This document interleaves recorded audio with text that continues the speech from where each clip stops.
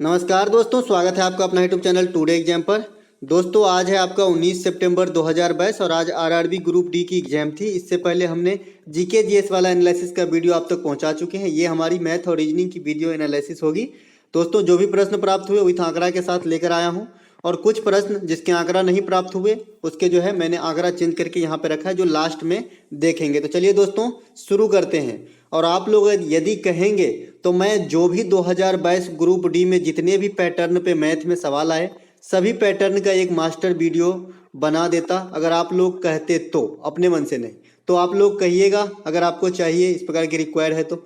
एक प्रश्न आया था 30,000 पर 7% वार्षिक ब्याज की दर से 2 वर्ष का चक्रवृद्धि ब्याज। मैंने इसे 2 सेकेंड में बनाना आपको सिखाया है। कितने सेकेंड में? 2 सेकेंड में। कैसे? जब भी 2 साल का हो तो 2 सेकेंड में, और 3 साल का हो तो 4 सेकेंड लगेगा। ठीक है, तो यहाँ पे 2 सेकेंड में कैसे बनाते हैं कि रेट को आपको 2 साल के लिए 2r r स्क्वायर के फॉर्म में ले जाना है। अब कितना प्रतिशत है? 7%। 7 दूनी की 14 और 7 सत्ते के 49, 14.49% आप मूलधन का निकाल देंगे तो यही आपका आंसर हो जाएगा। मैं देख रहा हूं कि तीनों कट जाएंगे और 3 से गुना हो जाएंगे तो 4200 और 120, 4320 और 9 27, 4347 इसका आंसर आने वाला है। ये कैसे देखे? ये इसलिए देखे कि 30,000 रुपया का जो है 14.49% अगर निकालेंगे तो मैं डबल जीरो हटा दिया, दशमलव हटा दिया तो एक 2 जीरो तो ऐसे आ गया, और 2 जीरो प्रतिशत वाला आ गया तो चारों जीरो से चारों जीरो कट गया तो 1449 गुने 3 नहीं होगा तो 9 तिया 27 के 7 हाथ में 2, 4 तिया 12, 2 14 के 4 हाथ में 1, 4 तिया 12 और एक जो है आपका 13 के 3 हाथ में 1, 1 तिया 3 1 4, 4347 रुपया आपका राइट आंसर हो जाएगा। अगर 3 साल का पूछा गया होता तो 3r स्क्वायर आर क्यू में हम इसी को रख लेते और हमारा आंसर निकल जाता। चलते हैं आगे। आज सीआई से भी प्रश्न आए हैं। एक प्रश्न पूछा गया था कि ए किसी काम को 24 दिनों में, बी किसी काम को 8 दिनों में और सी के सहायता से तीनों मिलकर एक साथ जो है काम करते हुए 3 दिन में काम को पूरा कर लेता है। 800 रुपया वेजेज मिलता है। तो तीनों का जो है इसमें सी का पूछा गया था कि कितना मिलेगा। तो दोस्तों जब भी मैं बताया हूँ टाइम एंड वर्क में आपको एलसीएम खोजना है, लेकिन किसका किसका लेना है? तो 24 और 8 का लेना है, क्योंकि इन दोनों का इफिशियंसी मालूम है, मुझे सी की मालूम नहीं है। सी का मैं ऐसे ही दिख जाएगा मुझे, चलो देख लेते हैं करके। अनुमान विधि भी है और करके भी दिखाता हूँ, दोनों विधि दिखा देता हूँ। 24 और 8 का एलसीएम कितना हो जाएगा आपका? 24 हो गया। ठीक है, 24 हो गया, 24 और 8 का एलसीएम। ए की इफिशियंसी कितने निकलेगी? 1 निकलेगी, 24/24 मतलब 1। बी की कितनी निकलेगी? 24/8 मतलब 3। और यहाँ पे मुझे पता नहीं है कि इसकी इफिशियंसी कितनी है ना, लेकिन काम कितने दिन में पूरा हुआ है? 3 दिनों में। 3 दिन में मैं इससे भाग देता हूँ तो इसका क्या रिजल्ट आती है? 8। मतलब एक दिन में 8 काम होना चाहिए। तो एक काम तो ए कर ले रहा है, 3 काम बी कर रहा है, तो ये सी जो है एक दिन में 4 काम करता होगा, तभी ना 4 3 7 1 8 हो जाएगा। तो 8 3 24, 3 दिन में काम पूरा, 24 काम खत्म, है ना। तो सी आपका जो अनुमान विधि होता है इसमें मानने उनने का कोई जरूरत नहीं है। तो 4 एफिशिएंसी आया तो इसका दिन कितना आ गया? 24/4, 24/4 मतलब सी जो है 6 दिन में काम को पूरा कर लेगा। ठीक है, सी जो है 6 दिन में काम को पूरा कर लेगा। बहरहाल ये तो मैंने दिन बताया, लेकिन यहाँ पे दिन की जरूरत नहीं है, क्योंकि जब भी वेजेज मजदूरी बढ़ती है तो इफिशियंसी के अनुसार बढ़ती है कि आपकी क्षमता कितना है। भाई मैं अगर 4 गो ईंटा पाथता हूँ और आप 10 गो पाथोगे तो आप ज्यादा ना कमाओगे मुझसे, भले समय सेम समय ही क्यों ना ले, है ना। तो इफिशियंसी यहाँ पे है, ये 1 काम करता है जितना समय में, इतना समय में ये 3 काम करता है, इतना समय में ये 4 काम करता है। इस प्रकार की इफिशियंसी हो गई। तो इफिशियंसी के रेट के हिसाब से ही जो है पैसे बटेंगे। यहाँ पे मैंने दिन भी निकाल दिया है कि सी 6 दिन में करेगा। कैसे करेगा? क्योंकि 3 दिन में पूरा काम हो रहा है तो 24 काम है, तो इफिशियंसी पूरा कुल मिला के 8 होना चाहिए। तो 1 और 3 तो पता है 4, लेकिन ये सी का 4 होगा तभी ना 8 हो जाएगा। तो सी का निकल गया 6 दिन काम करने के लिए, लेकिन इफिशियंसी निकला 1 3 और 4 के अनुपात में। ठीक है, तो इसी अनुपात में धन बटेंगे। अब देखिए 3 1 4 1 4 8, 8 यूनिट का वैल्यू आपका जो है 800 रुपया है। तो 1 यूनिट का वैल्यू कितना हो गया? 100 रुपये। किसका पूछ रहा है? सी का। तो सी का जो है 4 यूनिट का वैल्यू 400 रुपये हो जाएंगे। आई होप आपको समझ में आया होगा। चलते हैं आगे। अगला एक प्रश्न पूछा गया था कि बहुलक माध्य और मध्यिका में संबंध स्थापित कीजिए। इस प्रकार के 4 ऑप्शन दिए गए थे कि बहुलक बराबर माध्यिका माइनस 2 माध्य, बहुलक बराबर 2 माध्यिका माइनस 3 माध्य, बहुलक बराबर 3 माध्यिका माइनस 2 माध्य। और यही हमारा आंसर है। सब दिन बताते हैं बहुलक बराबर क्या होता है, 3 माध्यिका माइनस 2 माध्य आपका बहुलक का सूत्र है। ठीक है। और जब आंकड़े लगातार ही हो, जैसे 2 3 4 5 6, तो इसका बहुलक आप कैसे निकालेंगे, है ना, क्योंकि भाई कोई एक से अधिक बार तो रिपीट हुआ ही नहीं है, तो फिर इसी सूत्र का सहारा लेना पड़ेगा आपको। ठीक है। माध्य बोले तो औसत, एवरेज, सबको जोड़ दीजिए और जितनी आंकड़ा है उससे भाग दे दीजिए। माध्यिका बोले तो असेंडिंग या डिसेंडिंग ऑर्डर में सजा दीजिए, जो बीच का बचेगा वही आपका माध्यिका होगा। जैसे मान लीजिए यही आंकड़ा है, इसमें मुझे माध्यिका निकालना है। मैं एक एक बात आपको सिर्फ सिखाना चाहता हूँ। ठीक है। मुझे ये तो पता है कि आपको जो है आता ही होगा, क्योंकि आप तैयारी काफ़ी समय से कर रहे हैं, लेकिन मैं सिर्फ आपको पैटर्न और तरह बनाने की तरीके की कैसे अप्रोच होनी चाहिए आपका। ठीक है। तो माध्यिका कैसे निकलेगा, 3 और 3 6, लेकिन यहाँ पे अगर 5 होता तब तो मैं बीच वाला ले, लेकिन 6 है तो 3 को नहीं छोड़ेंगे, 2 को छोड़ेंगे। आई दोनों जो बचा ना 3 4 7, इसको दोनों को जोड़ के 2 से भाग दो, 7/2 हमारा माध्यिका हो जाएगा। ठीक है। तो इस प्रकार से आप निकाल लेंगे। और बहुलक का सूत्र जानते ही है, 3 माध्यिका माइनस 2 माध्य में रख देना है तो निकल जाएगा। तो यही सीधा सीधा पूछा गया था, ऑप्शन में 4 को दिया गया था इस प्रकार का सूत्र। आपको जो सही सूत्र है 3 माध्यिका माइनस 2 माध्य है। एक प्रश्न पूछा गया था कि एक ट्रेन दिल्ली से पटना 3:20 पर 60 किलोमीटर पर आवर से निकलती है, दूसरी ट्रेन 4 बजे 80 किलोमीटर पर आवर की चाल से चलती है, दोनों ट्रेन दिल्ली से कितनी दूरी पर मिलेंगे। मान लीजिए ये रहा आपका दिल्ली, यहाँ से एक ट्रेन जो है 3:20 में T1 चला, इसकी चाल है आपका 60 किलोमीटर पर आवर। और दूसरा ट्रेन जो चला ये चला आपका 4 बजे, कितने समय का गैप हो गया, 40 मिनट का, है ना, 40 मिनट का गैप हो गया। अब 40 मिनट में 60 के स्पीड से जितना ये ट्रेन चला होगा यही ना दूरी हुआ, तो 40 मिनट में 60 के स्पीड से कितना चला होगा, 60 के स्पीड है तो 40 मिनट में 40 किलोमीटर, भाई 60 मिनट में 60 किलोमीटर, तो 40 मिनट में 40 किलोमीटर चला होगा, तो आपका डिस्टेंस निकल के आ गया 40 किलोमीटर। ठीक है। और दोनों ट्रेन जब एक ही दिशा में जाए तो सापेक्षिक चाल क्या हो जाता है, घट जाता है ना, तो आपका V1 माइनस V2 हो जाएगा। तो 80 में से 60 गया तो आपका कितना हो जाएगा, 20 हो जाएगा। ठीक है। 80 में से 60 जब गया तो आपका कितना हो जाएगा, 20 हो जाएगा। ठीक है। और 20 और ये 40 तो कितना हो जाएगा आपका, 2 से कट जाएगा। ठीक है। 2 से कट जाएगा। ये 2 क्या आया है, ये आया है आपका समय।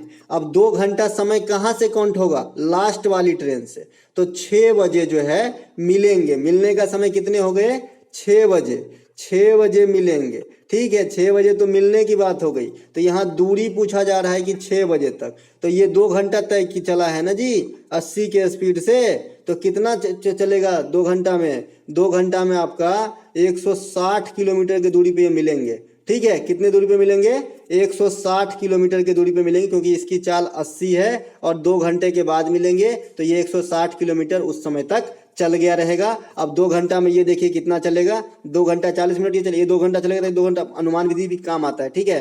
अगर ये 2 घंटा चला होगा तो ये 2 घंटा 40 मिनट चला होगा, तो आप देख लीजिए, मिला के देख लीजिए, ये 2 घंटा 40 मिनट अगर चलेगा तो 60 60 120 है ना, और 40 160 हुआ, और ये 2 घंटा चलेगा तो 160 हुआ, पकड़ लिया दोनों ट्रेन को, तो आपका आंसर होगा दिल्ली से जो है 100 कितना निकला था, 40/20, तो 2 घंटा निकला था, तो 80 80 160 किलोमीटर की दूरी पे जो है मिलेंगे और 2 घंटा लगेंगे, क्योंकि सापेक्षिक चाल 80 में से 60 गया था तो 20 हो गया था। ठीक है। आई होप आपको समझ में आ गया होगा। चलते हैं आगे। बहुत सारे सवाल आप ऑप्शन से कर सकते हो, ग्रुप डी या CGL में भी कर सकते हो। ठीक है। वर्ग का क्षेत्रफल दे रखा था 50, तो वर्ग का विकर्ण पूछ रहा था। तो वर्ग के बारे में आपकी सारी प्रॉपर्टीज मैंने पहले ही बताया है कि वर्ग की सभी भुजा बराबर, सभी कोण 90 डिग्री के। इसके अलावा विकर्ण का सूत्र होता है √2a, क्षेत्रफल होता है a², इसके बाद परिमाप होता है 4a। इसके अलावा अब मैंने सर्किल को रिलेट करके भी बताया कि जब वर्ग के अंदर आपका वृत्त रहेगा तो जो वर्ग का भुजा होता है वो वृत्त का व्यास हो जाता है। इसके बाद जब वृत्त के अंदर ही एक वर्ग रहेगा तो उस समय जब वृत्त के अंदर कोई वर्ग रहेगा तो उस समय जो है वर्ग का विकर्ण जो है वृत्त का व्यास का काम करेगा।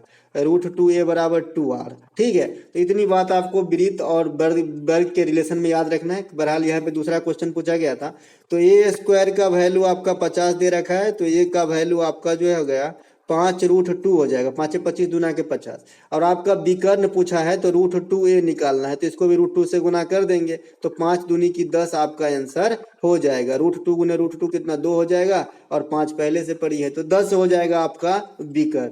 चलते हैं आगे।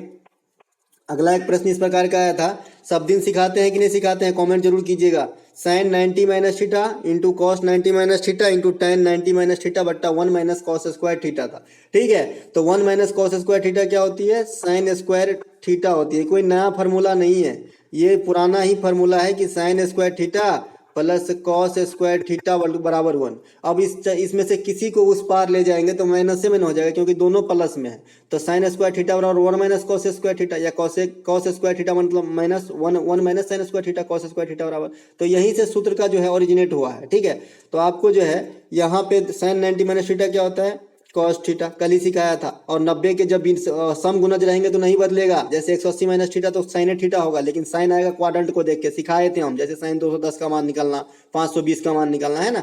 कॉस 90 माइनस थीटा क्या हो जाएगा, साइन थीटा। इसके बाद tan 90 माइनस थीटा क्या हो जाएगा, कॉट थीटा। ठीक है, अब नीचे में क्या है, 1 माइनस कॉस स्क्वायर थीटा मतलब साइन स्क्वायर थीटा। अब इसकी स्क्वायर ये साइन से कट गया। ठीक है, और कॉट का वैल्यू क्या होता है, फिर से एक बार देख लीजिए नहीं तो कंफ्यूज हो जाएगा। कॉस थीटा गुने कॉट थीटा का मतलब होता है कॉस थीटा बट्टा साइन थीटा। ठीक है, तो ये तो ऊपर की कहानी होगी। नीचे में साइन थीटा बट्टा 1 है तो 1 ऊपर जाएगा तो साइन थीटा नीचे आ जाएगा, तो कॉस स्क्वायर थीटा बट्टा साइन स्क्वायर थीटा बराबर क्या हो गया, कॉट स्क्वायर थीटा। तो ये आपका आंसर हो जाएगा, ये नीचे में आ जाएगा ना जी, साइन एक बार और नीचे में आ जाएगा, क्योंकि साइन थीटा बट्टा 1 जो है इसके बट्टे में है। ये तो ऊपर वाले का प्रोसीजर मैंने इतना किया है कि कॉस थीटा और बट्टा कॉस थीटा बट्टा साइन थीटा होगा, और ये भी साइन तो नीचे में ही आ जाएगा ना। जब भागा रहता है और गुना करते हैं तो जो अंक उलट जाते हैं, अंश जो है हर बन जाता है, हर अंश बन जाता है, ये भी तो समझ में आते ही होंगे। तो ये आपका कॉट स्क्वायर थीटा हो जाएगा। चलते हैं आगे। एक प्रश्न, यदि 10 वस्तुओं की लागत मूल्य 7 वस्तुओं की विक्रय कीमत के बराबर है तो लाभ प्रतिशत। अब देखिए 10 वस्तु की लागत मूल्य बोल रहा है कि 7 वस्तु के विक्रय के बराबर है। मैंने इस पे बहुत स्ट्रेस देके बताया था कि किसके बराबर है, ये के बहुत इंपॉर्टेंट है। ठीक है, तो आपको विक्रय मूल्य को 1 रुपया मानना पड़ेगा। तो 10 वस्तु को 1 रुपये की दर से आप अगर बेचिएगा तो 10 गो रुपया प्राप्त होगा।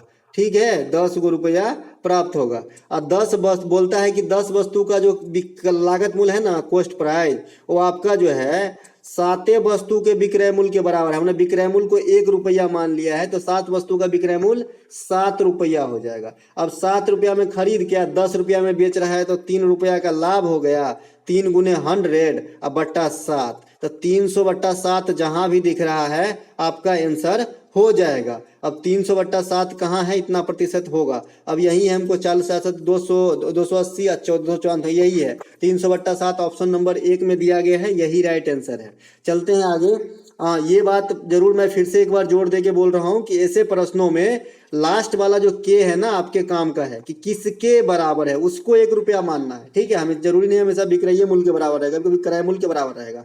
एक प्रश्न यहाँ पे कि साधारण ब्याज पर एक निश्चित धनराशि 20 वर्ष में इसकी 3 गुना हो जाती है, इसी साधारण ब्याज के दर पर कितने वर्ष में इसकी 2 गुने हो जाएंगे। कल ही सिखाया था कि भाई जो 3 गुने हो जाए, 10 गुने हो जाए, 2 करोड़ गुना हो जाए, उससे 1 घटा देना है। तो यहाँ पे देखिए मैं फिर से लिख रहा हूँ, 20 वर्ष में कितना हो जा रहा है, 3 गुना। तो मैंने कहा कि 3 गुना में से जितना गुना रहे उससे 1 घटा दो, और जितना समय में हुआ है उसको नीचे रखो, और जितना रिक्वायर्ड गुना है उसमें से भी 1 घटा दो। तो कितना रिक्वायर्ड गुना है, 2 गुना, तो 2 में से 1 कर लेंगे, और यही हमारा T2 मतलब दूसरा समय निकल जाएगा। ठीक है, तो ऊपर में कितना हो गया, 3 में से 1 गया तो 2, ई हो गया, 2 में से 1 गया तो 1 हो गया, तो 1 बट्टा T2, तो 2 2 बड़ा 10। तो ये आपका जो है 10 वर्ष जो है आंसर हो जाएगा। कितना, 10 वर्ष। यहाँ कीजिएगा तो 2 बट्टा 20 मतलब 1 बट्टा 10 इस साइड आ गया, और उस साइड 1 बट्टा T2, तो T2 बराबर 10 नहीं होगा, कोना कानी गुणा करेंगे तो 10 साल में जो है आपका दुगुना हो जाएगा, जो धन 20 साल में तिगुना हो जाती है साधारण ब्याज के दर से। चलते हैं आगे। अगला एक प्रश्न इस प्रकार का त्रिकोणमिति से भी आपके 2-3 प्रश्न आते हैं, इसके आंकड़ा डिफरेंट हो सकते हैं इस वाले क्वेश्चन के, ठीक है। अभी तक जितने प्रश्न देखा उसका सेम आंकड़ा था, ये थोड़ा डिफरेंट हो सकता है क्योंकि सेक थीटा का पूछा था लेकिन उसको बच्चे को याद नहीं था ना। सेक थीटा बराबर 65/63 है। अब मैंने बताया था आपको कि सेक थीटा बराबर क्या होता है, 1/cos थीटा होता है।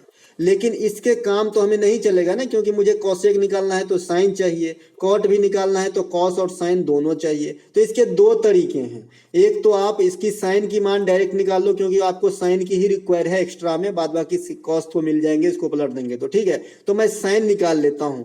अगर सेक थीटा बराबर 65/63 है तो आपका जो है कॉस थीटा बराबर क्या हो जाएगा, इसका उल्टा। इसका उल्टा क्या हो जाएगा, 63/65 है ना, 63/65। तो मैं स्क्वायर करने से अच्छा है कि मैं तीनों फाइंड, एक तो हो गया कि 1 माइनस 63/65 का स्क्वायर कीजिए और ये रूट से जो निकलेगा वही साइन थीटा का मान होगा, ठीक है। एक तो ये तरीका हो गया। दूसरा तरीका है कि मैं कोण ही फाइंड कर लेता हूँ, क्योंकि मुझे पता है कि सेक थीटा बराबर क्या होता है, कर्ण बट्टा आधार। तो आधार है 63 और कर्ण है हमारा 65, कर्ण बट्टा आधार होता है तो आपको जो है कर्ण 65 आधार 63 है, ठीक है। तो मैं यहाँ पे लंब निकाल लूंगा। तो लंब कैसे निकालते हैं, 65 के स्क्वायर में से 63 का स्क्वायर घटाएंगे ना, तो 65 और 63 का स्क्वायर ए प्लस बी इंटू ए माइनस बी होगा। तो 2 इंटू 65 और 63 को जोड़िए, 5 3 8 और 6 6 12, 128 यानी 256। 256 का हम रूट अंडर में निकालेंगे तो हमारा 16 हो जाता है, ठीक है। तो ये भुजा हमारा 16 आ गया, ठीक है। करके देखिएगा, है ना, कर्ण 65 का स्क्वायर माइनस 63 का स्क्वायर किए हैं तो एक्स स्क्वायर, एक्स का वैल्यू 16 आएगा। ये कैसे किए हैं कि ए स्क्वायर माइनस बी स्क्वायर, तो एक बार ए प्लस बी इंटू ए माइनस बी होगा ना, तो एक बार 65 और 63 को जोड़ेंगे तो 128 होगा, और एक बार दोनों को घटाएंगे तो 2 होगा। तो 128 गुने 2 कितना हो गया, 256। 256 के मतलब 16। वैसे भी आप जोड़ के देखेंगे 63 का स्क्वायर कितना आता है, 9 9 3 3 9, तो 3 दूना के 36, 36 का 18 में 1, 6 36 और 1 37, 3789 है। 16 का स्क्वायर 256, 9 6 15 के 5 आ गया, 65 के करीब लास्ट में 5 आ रहा है। हमारा सही है कैलकुलेशन। और आप भी ऐसे ही करेंगे बड़े आंकड़ा का, छोटा आंकड़ा का तो दिख जाता है, बड़े आंकड़ा का जब भी आपको पाइथागोरस लगाना हो तो एक बार दोनों को जोड़ लीजिए, एक बार दोनों को घटा लीजिए और दोनों को रूट में डाल दीजिए तो आपका निकल जाएगा। तो 16 हो गया, है ना। अब तीनों भुजा मुझे पता हो गया है। अब मुझे 8 कॉसेक थीटा पूछ रहा है, तो 8 इंटू कॉसेक थीटा बराबर क्या होता है, 1/साइन थीटा होता है। और साइन थीटा बराबर क्या होता है, लाल का याद कीजिए, लंब बाई कर्ण। तो मुझे कर्ण बाई लंब लिखना पड़ेगा यहाँ पे, तो 65/16 लिखना पड़ेगा, ठीक है। इसके बाद माइनस कॉट थीटा लिखना है, तो कॉट थीटा टैन का उल्टा होता है और टैन होता है आपका लंब बाई आधार, तो मुझे आधार बाई लंब लिखना पड़ेगा, तो 63/16 लिखना पड़ेगा। तो 65/16 माइनस 63/16 इक्वल टू 2/16, 1/8 हो जाएगा और 8 से 8 कट जाएगा तो आपका आंसर 1 आ जाएगा। आई होप आपको ये समझ में आया होगा अच्छे से। पाइथागोरस वाला जो मैं तरीके बताया आपको भुजा फाइंड करने का, वो ज्यादा बेटर है, आपका समय बच जाएगा, ठीक है। चलते हैं आगे। अगला एक प्रश्न है, हाँ इसमें एक चीज और आपको मैं सिखा दूं कि जब भी समकोण त्रिभुज आपसे पूछा जाए, मान लीजिए इस प्रकार का, और इसके अंदर अगर सर्किल हो और ये आधार हो, ये लंब हो और ये कर्ण हो, तो आधार प्लस लंब माइनस कर्ण बट्टा 2 करेंगे तो स्मॉल आर का मान निकलेगा इंटरनल सर्किट का। और एक्सटर्नल सर्किल का मान अगर आपको चाहिए तो कर्ण बट्टा 2, यही आपका एक्सटर्नल सर्किल का जो है त्रिज्या हो जाएगा, ठीक है। तो ये बात आपको ध्यान रखना है, पूछा जा सकता है कभी भी। रिकरिंग से प्रश्न कुछ शिफ्ट से काफी लगातार आ रहे हैं रिकरिंग से। तो रिकरिंग आपको मैं बताया था कि भाई रिकरिंग क्या होता है। मान लीजिए कि ऐसा लिखा है 0.7 के ऊपर बार, तो ये 7/9 है, ठीक है। लेकिन मैंने ये भी बताया था कि 23 है मान लीजिए और 3 पर रिकरिंग है और 2 पर नहीं है, तो कैसे लिखना है, तो जो लिखा है उसको लिखना है, जिस पे नहीं है उसको घटाना है, और जिस पे जितने पे है उतना 9 डालना है। तो एक बार 1 पे था और जिस पे नहीं है उतना 0 डालना है। इसी को सॉल्व करेंगे तो 21/90 इसका सरलतम फॉर्म है। तो यहाँ पे पूछा गया है 0.123 है और 3 पे बार है, और इसका जो है आवर्ती फलन मतलब सरलतम फॉर्म पूछा जा रहा है। तो जो है उसको तो पहले लिखेंगे, 123 लिख लिया, और कितने पे नहीं है तो 12 पे नहीं है, ठीक है, तो 12 को घटा दिया, ठीक है। और कितने बार है रिकरिंग वाला, तो 1 के बार है तो 1 9 लिखा है, कितने बार नहीं है तो 2 बार, तो 2 0 लिखे, ठीक है। 123 में से 12 जाएगा तो 123 में से 12 जाएगा तो आपका 1 बचेगा और 2 में से 1 गया तो 1 बचेगा, 1 बचेगा, 111 हो गए और ये 9 हो गए, 900 हो गए।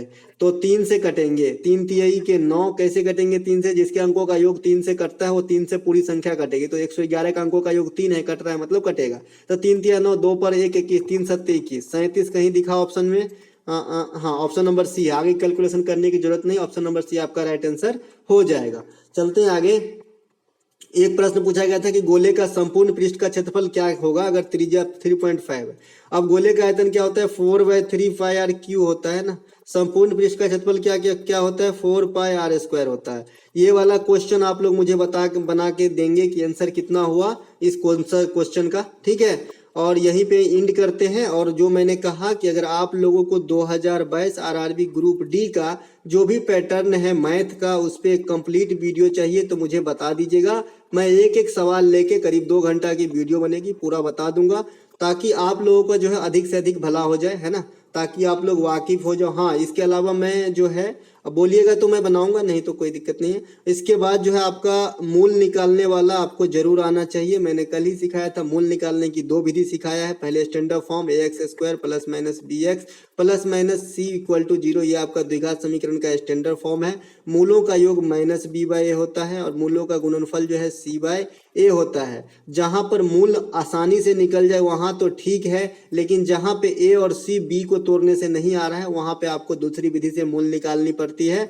Minus b plus minus root under b² minus 4ac/2 है। इससे 2 मूल निकलेंगे, इसीलिए इस बीच में माइनस और प्लस दोनों है, एक बार माइनस में होगा एक बार प्लस में होगा। तो यहाँ से मूल आप फाइंड कर सकते हैं। अगर 2 मूल दिया गया है उससे आपको समीकरण बनाना है तो कल ही बताया था x² माइनस जो माइनस b/a जो भी आएगा इतना x और प्लस के जो है c आएगा o, मतलब यहाँ पे आपको रख देना है, ठीक है। तो इतना आपको जो है ध्यान रखना है, ठीक है। तो चलिए दोस्तों, इस वीडियो में इतना ही। अगर अच्छा लगा हो तो लाइक कर लीजिएगा, साथ ही साथ अगर चैनल पे नए हैं तो सब्सक्राइब कर लीजिएगा, हो सके तो शेयर कर लीजिएगा। और जीके जीएस वाली एनालिसिस का वीडियो जो है उसका पीडीएफ का श्रवण जरूर कीजिएगा। अभी तो आपके पास काफ़ी टाइम है, आने वाले समय में अब अगला फेज जो है अभी तो नहीं निकला है, खैर तो करिए तैयारी अच्छे से और एक अच्छा रिजल्ट लाइए। जय हिंद दोस्तों।